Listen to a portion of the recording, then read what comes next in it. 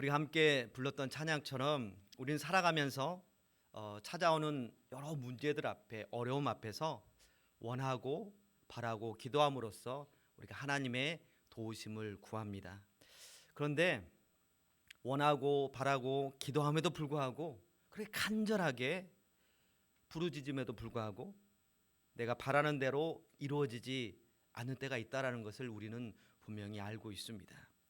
이럴 때 스스로 생각하기에, 스스로 작게 여겨지는 문제라면, 여기에 주님의 뜻이 있겠지, 분명히 주님께서 뭔가 뜻이 있을 거야 라는 그런 믿음으로 인내하려고 하는 그런 마음을 갖습니다. 그런데요, 작은 문제만 있는 건 아니죠. 내 인생을 통째로 흔들 정도의 어려움이 찾아온다라면 어떨까요? 그래서 반드시 응답되지 않으면 정말로 내 인생이 정말 망가지고 더 이상 끝이다 라고 여겨지는 그 정도의 그런 일이 생겨났을 때, 우리는 또한 하나님께 원하고 바라고 기도함에도 불구하고, 그런데 또한 하나님께서 응답해 주지 않았을 때 우리는 과연 어떤 반응을 보입니까? 건강의 문제, 자녀의 문제, 또 가정의 문제로 눈물로 간구했지만 이루어지지 않았을 때, 기도할 때의 눈물보다 오히려 응답되지 않아서 흘리는 그 눈물이, 아픔의 눈물이 더 클 것입니다. 그리고 낙심하면서 이런저런 생각이 들기도 하겠죠. 내가 꼭 기도를 해야 하는 건가? 기도의 필요성을 의심하게 됩니다. 심지어는 하나님 정말 저를 사랑하십니까? 라고 하면서 의심하게 되죠. 하나님 언제까지 제가 이런 고통 속에 있어야 됩니까? 라고 하면서 하나님께 묻고, 과연 하나님이 날 사랑하시는지 신앙의 회의를 느끼는 그런 분도 계실 것입니다. 이러한 신앙의 갈등이 찾아올 때 과연 우리는 어떻게 해야 할까요? 부활이요 생명이신 예수님이라는 제목으로 함께 말씀을 나눌 때에 고난의 터널을 지나고 있다라면 생명과 빛을 보게 되는 그런 시간이 될 수 있기를 간절히 소망합니다. 오늘 말씀은요, 베단이라는 한 마을에 있었던 사건을 배경으로 하고 있습니다. 베다니는 집이라는 뜻을 가진 베트와 가난, 아픔, 슬픔을 의미하는 아냐가 합해진 단어라고 합니다. 그러니까 베다니는 아픈 자의 집, 슬픔의 집, 가난한 자의 집이라는 뜻을 가지고 있는 것이죠. 우리는 이 이름을 통해, 이 베단이라는 이름을 통해서, 이 의미를 통해서 이 마을에 사는 사람들의 삶이 참 고통스러웠나 보구나라고 그렇게 짐작해 볼 수가 있습니다. 특히나 이곳 베다니는요, 한센병자 시몬의 집이 있던 마을이기도 합니다. 레위기에 의하면 한센병을 앓는 사람들은 이 부정한 병을 가졌기 때문에 일반인들과 함께 어울려 살아갈 수가 없었습니다. 심지어 가족들과도 함께 어울릴 수가 없었어요. 같이 지낼 수 없었어요. 코로나 확진자가 격리되어야 했듯이 한센병 환자는 가족들과도 멀리 떨어져서 격리되어 살아갈 수밖에 없었습니다. 그래서 예루살렘에서 한 30여 분쯤 떨어진 거리인 이곳에 머물러 살면서 가족들과 격리되어 살아갈 수밖에 없었던 것이죠. 이 시몬뿐만 아니라 많은 한센병자들이 이곳에서 격리되어 살아갔기 때문에 어쩌면 그래서 아픈 자의 집, 그다음에 슬픔의 집, 가난한 자의 집이라는 그런 의미의 베단이라는 이름이 붙여진 것은 아닌가라는 것을 또한 생각하게 됩니다. 여기 여수도 그런 아픔이 있고 고통이 있는 분들이 모여 사는 곳이 있죠.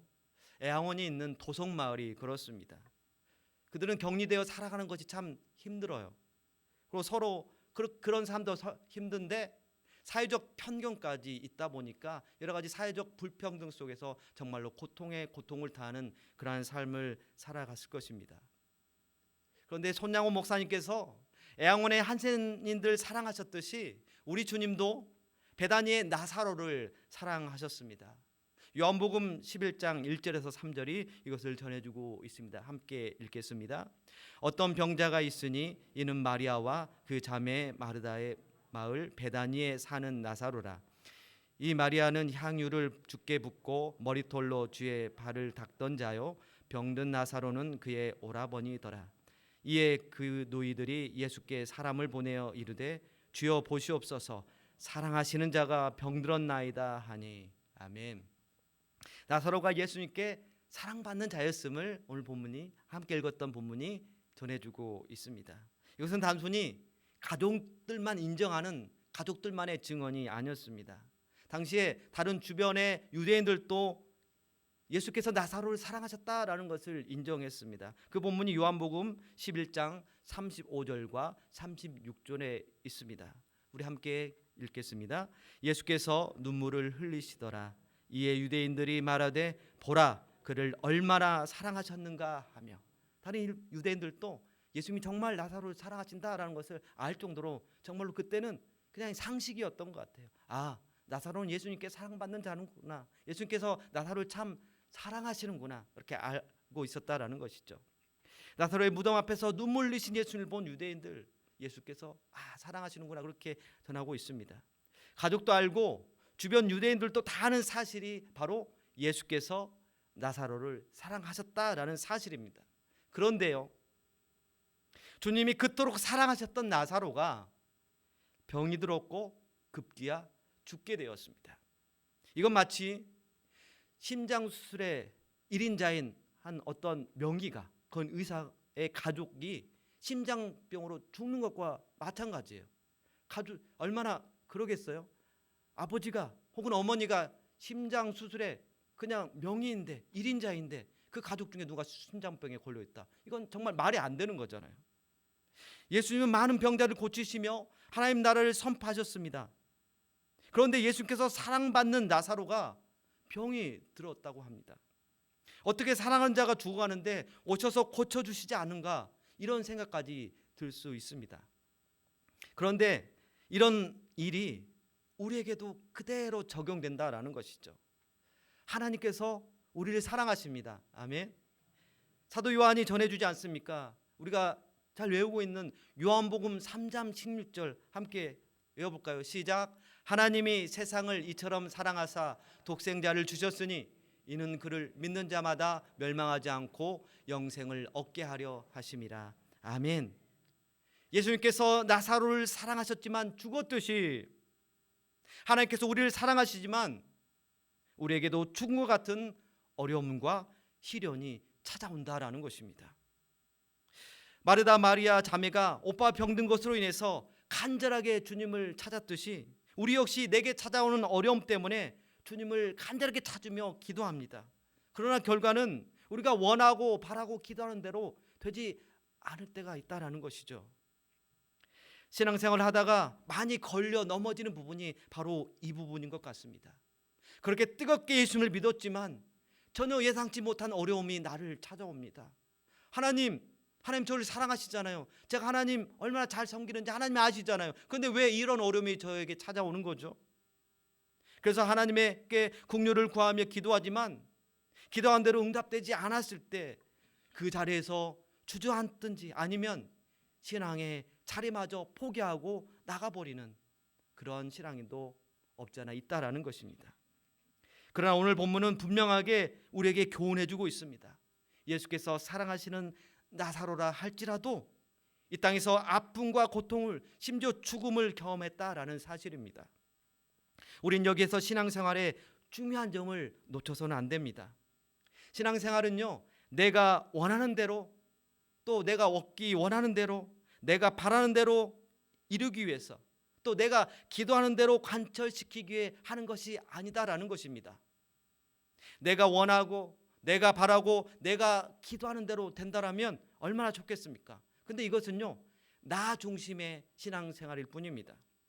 나 중심의 신앙생활은요, 하나님을 나의 종으로 삼으려는 것과 다름없습니다.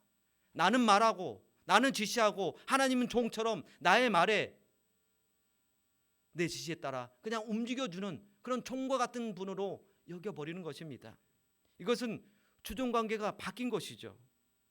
우리는 하나님의 주인이 아닙니다. 하나님이 우리의 주인이시고 우리가 하나님의 종인 것입니다. 그러므로 하나님께서 말씀하시고 우리는 듣고 그대로 순종하는 것이 올바른 신앙이고 가장 근본이 되는 신앙인 것입니다. 이런 까닭에 우리는 주님의 말씀을 잘 들어야 합니다. 그리고 주님께서 왜 그렇게 말씀하셨는지, 왜 그렇게 하셨는지, 왜 그렇게 경험하게 하셨는지 그 답을 기다려야 합니다. 오늘 본문에서 마르다 역시 예수님께 질문했습니다. 오늘 본문 21절입니다. 마르다가 예수께 여짜오되 주께서 여기 계셨더라면 내 오라버니가 죽지 아니하였겠나이다 라고 전해주고 있습니다.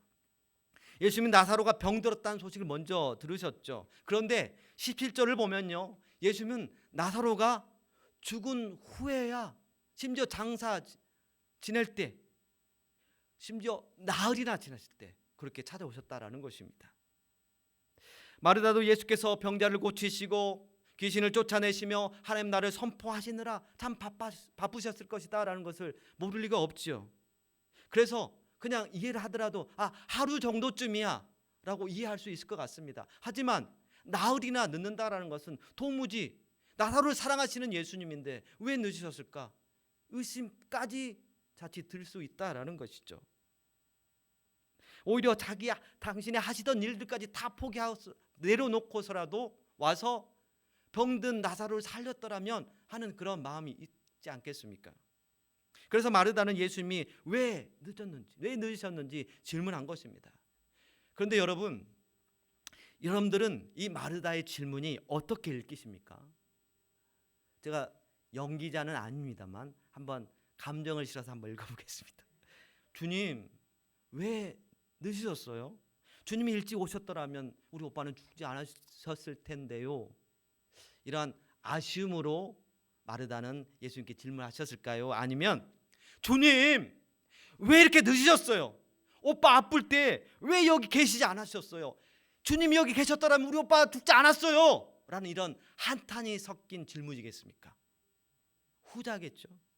마르다는 나사로가 죽기 전 병들었을 때 예수님이 오시지 않은 것에 대해서 한탄하고 있는 것입니다.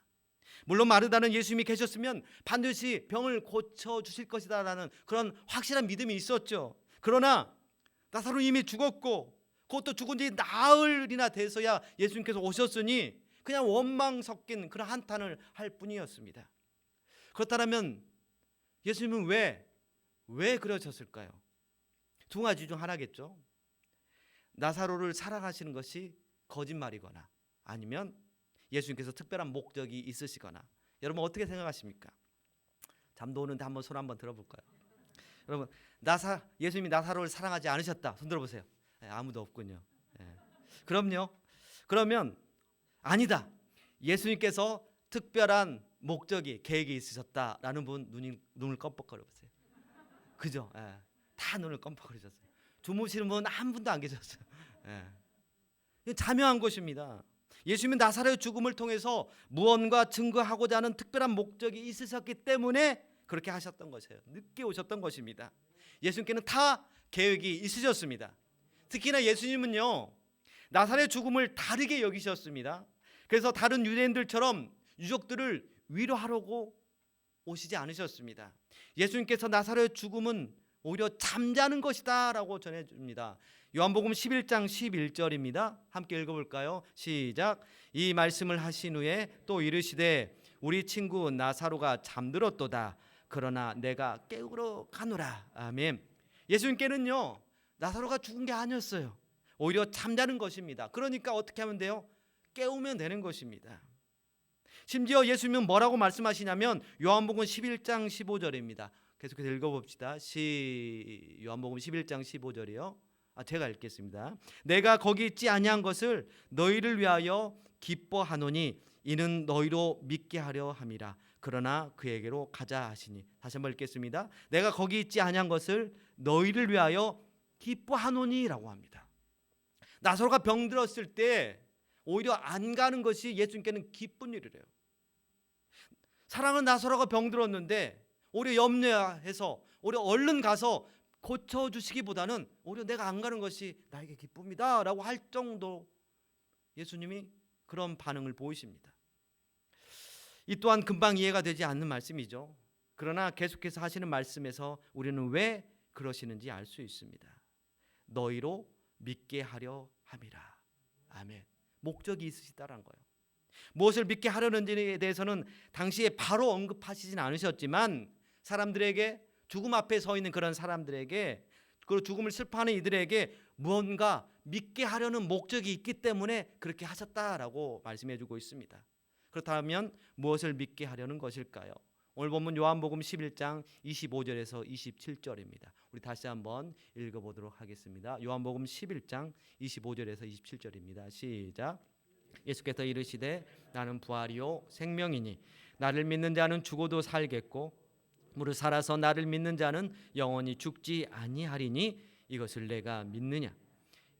이르되 주여 그러하여다. 주는 그리스도시요 세상에 오시는 하나님의 아들이신 줄 내가 믿나이다. 아멘.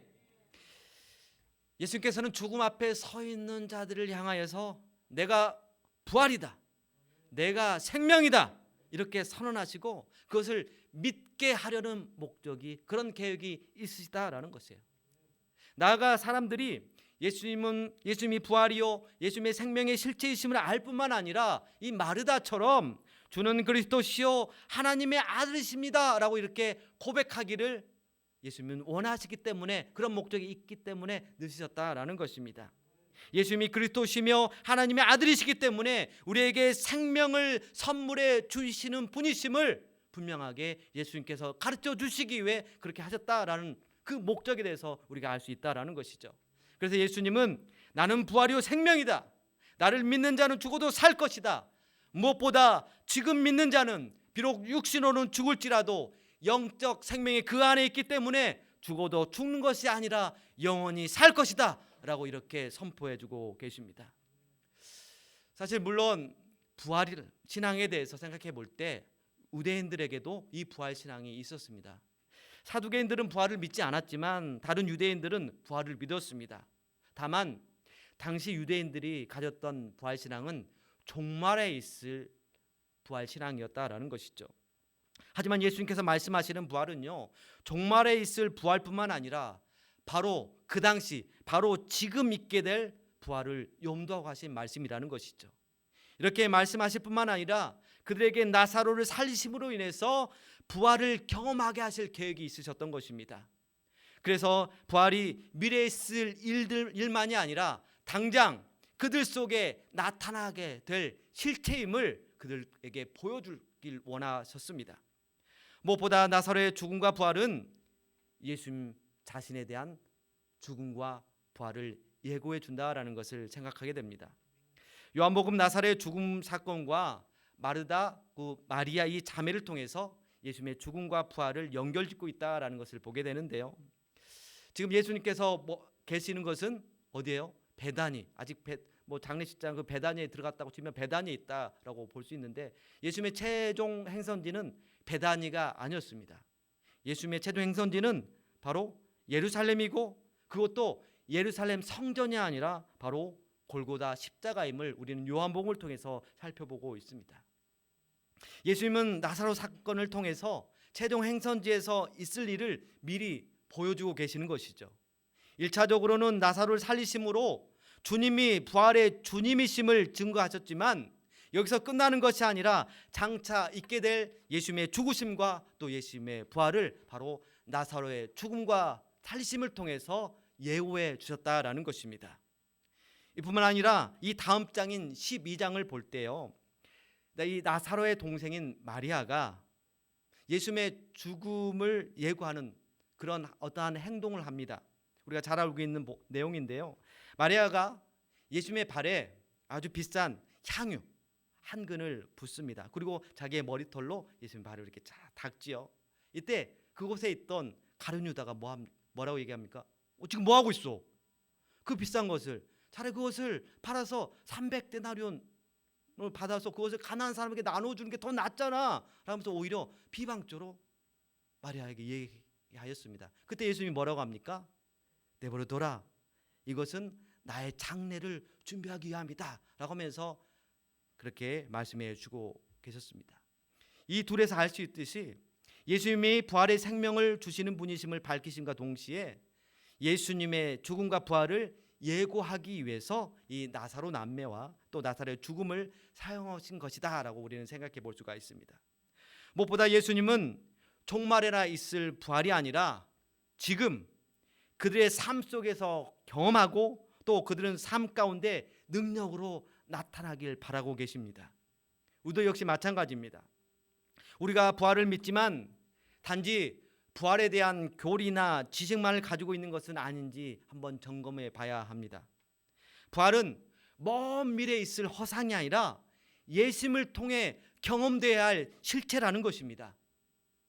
믿는 이들에게 부활은 훗날 우리가 종말에나 그 보상되어질 것이 아니라 바로 우리가 지금 살아가면서 능력으로 나타내야 할 신앙이라는 것이죠. 부활 신앙이 있는 자는 과연 어떻겠습니까? 우리 현실을 볼 때 가족의 아픈 일 때문에 힘들고 또한 계획하는 데 되지 않아서 낙심하기도 합니다. 노력한 만큼 그 결과가 나오지도 않고요. 기도는 하고 있지만 금방 응답되지 않아서 다 포기하고 싶은 심정이 올라오기도 합니다. 어떻게 나에게 이런 일이 일어날 수 있는지, 왜 우리 가정에 이러한 일이 일어나는지, 이러한 사건을 마주하게 하시는지 하나님의 일하심이 온전히 받아들여지지 않을 때가 있다라는 것이죠. 그러나 부활의 실체를 경험하는 신앙인은 어떻겠습니까? 그런 순간에 현실이 주님의 부활이 내 현실에 찾아와서 오히려 부활의 주님을 우리가 강하게 붙들게 되는 것입니다. 그래서 믿지 않는 이들은 오히려 흔들리고 넘어지고 낙심한다 할지라도 우리는 부활이요 생명이신 예수님으로 인하여서 우리는 용기를 얻고 소망을 가지고 살아갈 수 있게 된다라는 것입니다. 처음에 언급했듯이 원하고 바라고 기도합니다라는 찬양에서는 기도하는 이들에게 이렇게 전하고 있습니다. 기도하고 낙심하지 말 것은 주께서 참 소망이 되심이라. 아멘. 그렇습니다. 내가 원하는 대로 되지 않고 내가 바라는 대로 이루어지지 않아도 내가 기도하는 대로 응답되지 않는다 할지라도 내 삶에 여전히 변하지 않는 사실은 주께서 참 소망이 되신다라는 것입니다. 하나님께서 나를 사랑하시고 독생자까지라도 내어주신 그 사랑으로 우리를 여전히 사랑하시기에 주님이 우리의 희망이시고 위로가 된다라는 것입니다. 지금의 고난과 슬픔은 단지 과정일 뿐입니다. 이 고난과 슬픔을 보고 계시는 하나님은 우리를 향하여 분명한 계획이 있는 줄로 믿습니다. 무엇보다도 우리를 향한 하나님의 계획은 재앙이 아니라 고통이 아니라 희망인 줄로 믿습니다. 요셉이 노예로 끌려갈 때 애굽의 통일로 세우실 계획을 가졌던 그 하나님이 모세가 광야의 도망자가 되었을 때 광야의 지도자로 세우실 계획을 가졌던 그 하나님께서 나사로가 죽었고 나흘이나 되었지만 나사로를 살리실 계획이 있으셨던 주님께서 우리를 향한 분명한 선한 계획이 있는 줄로 믿습니다. 비록 지금은 한 줄기의 빛도 없는 그 칠흑 같은 어둠 속에 있을지라도 우리 주님의 계획과 그 신실하심을 믿고 그 손을 놓지 않는 우리 모두가 될 수 있기를 간절히 소망합니다. 우리 주님은 이 나사로 사건을 통해서 성도들을 향해 모든 일이 하나님의 주권 아래 있음을 믿고 확신함으로 부활이요 생명이신 주님을 그 손을 끝까지 붙잡아 보라고 말씀해 주고 계십니다. 끝날 때까지 끝난 것이 아니다라는 말이 있죠. 우리 신앙인 이거 강하게 붙들어야 되죠. 끝날 때까지 끝난 것이 아닙니다. 왜냐하면 주님이 계시기 때문입니다. 다른 사람은 다 포기하더라도 부활이요 생명이신 우리 주님이 일하실 것을 믿고 기대하고 기다리는 우리가 되어야 될 줄로 믿습니다. 우리가 그렇게 할 때에 내 생각과 내 경험과 내 이성을 뛰어넘는 하나님의 위대하심을 경험하게 될 것입니다. 그래서 예수님이 부활과 생명의 주이심을 우리를 통해 온 땅에 증거하게 하실 것입니다. 사람들이 우리 성은교회를 향해서 이렇게 얘기했으면 좋겠어요. 저 교회는 참 생명력이 있어.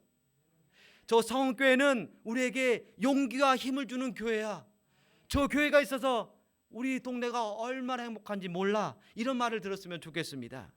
그렇게 어려움 속에서도 하나님이 우리를 사랑하신다는 것을 굳게 믿고 부활이요 생명이신 주님을 붙들며 하나님 나라의 주역으로 살아가는 저 여러분 우리 모두가 될 수 있기를 간절히 소망합니다. 우리 말씀 생각하면서 함께 찬양할까요? 주님 손잡고 일어서세요. 함께 찬양하겠습니다.